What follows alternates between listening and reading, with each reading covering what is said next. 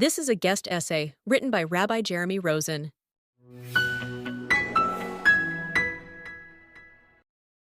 We humans love certainties. We think we know, but more often than not, we stumble on. Our history is replete with failed systems and misguided leaders. Look at the Bible. Even the best of them is fallible. And the Bible makes no attempt to cover up or excuse the mistakes of our religious and political leaders. Judges, kings, priests, rabbis, all have misjudged and failed to some degree. Attempts at finding ideal political solutions and systems of governance have proven to be failures eventually. Predictions are even more fallible, as we grapple with a world where good often seems bad, and bad seems good. Historically, there were no accurate warnings in advance of catastrophes, only vague prophecies about human imperfections. Characters such as Nostradamus were suitably vague to be capable of multiple interpretations. So are the fashionable predictions derived from biblical sources about much later events. And despite the Talmud telling us not to try predicting the arrival of the Messiah, we have not stopped trying to for the past 2,000 years. All great empires around the world so far have collapsed at some stage. A few have been reconstituted. No one predicted the eclipse of Greece, the decline of the Roman Empire, or the Habsburg Holy Roman Empire, the collapse of Napoleon's armies and Hitler's, until they happened, of course. They were overconfident. They thought they had much more power and the result was less. Let's look at how often we have been wrong. In the West, we assumed that the politicians and bureaucrats would by now have realized that the very appeasement policies that led to the Second World War would only prolong conflict in the Middle East by persisting with policies which have consistently failed. After the collapse of the Soviet Union, we thought that capitalism had proved the victor. Francis Fukuyama even suggested the end of history. He then claimed he did not mean it.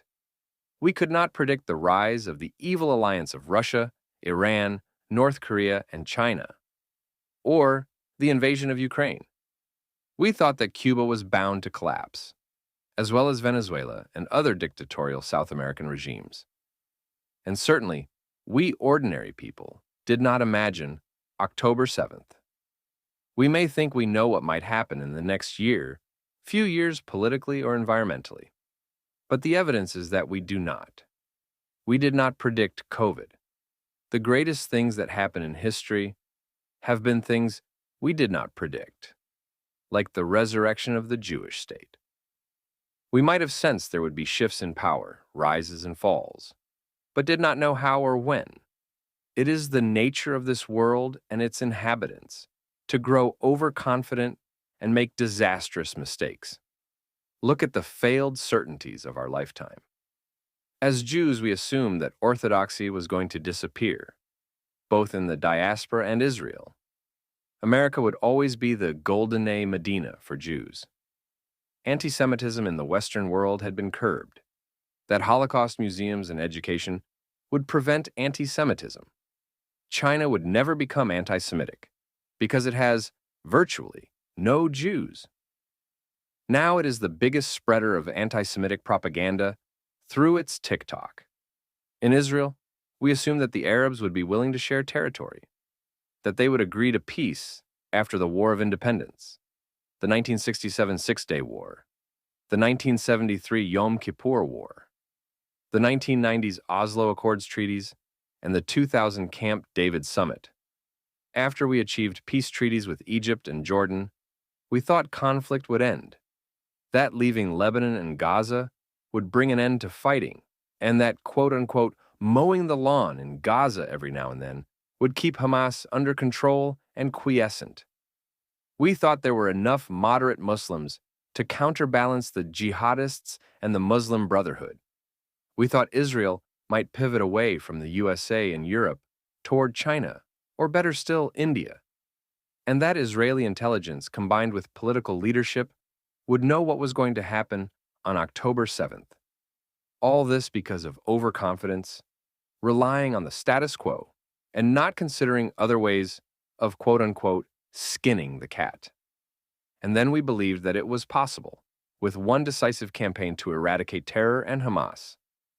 But we should have known that America, so fixated on appeasement and compromise, might support us initially, but would never allow Israel to win.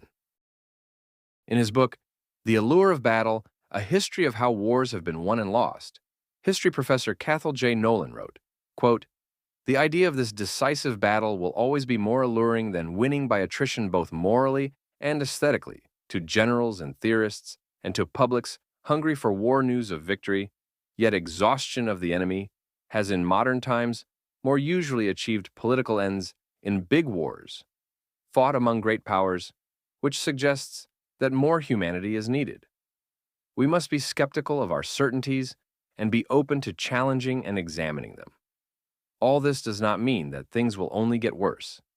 History is full of cycles.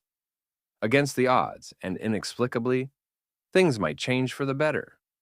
There are moderate Muslims who realize they must stand up against terror and violence, just as we have our zealots as well as pacifists. In Israel, there have always been moderates and optimists. It is just that every time there is violence, viscerally one tightens up and closes the gates for protection. We may one day see peace, tolerance, friendship, and understanding however remote it seems now. We do not control the future, but we can influence it. It is when one has the illusion of control that one ends up losing control. When you think you have more power than you have, the confidence becomes arrogance. Napoleon was very successful in battle. So was Hitler before they both failed. So was Russia. And so are too many leaders today. The idea that the world can become a better place sustains us with hope, however dark the situation may appear. For some, this is what Messianism promises, for the future, not the present. We all have different narratives and loyalties that conflict and seem irreconcilable. In the meantime, as individuals, regardless of what those around us might do, we know we must pursue the good, justice, and honesty, and remember that we all come from one source. We might be groping in the dark, worried about the future, but we cannot not give up.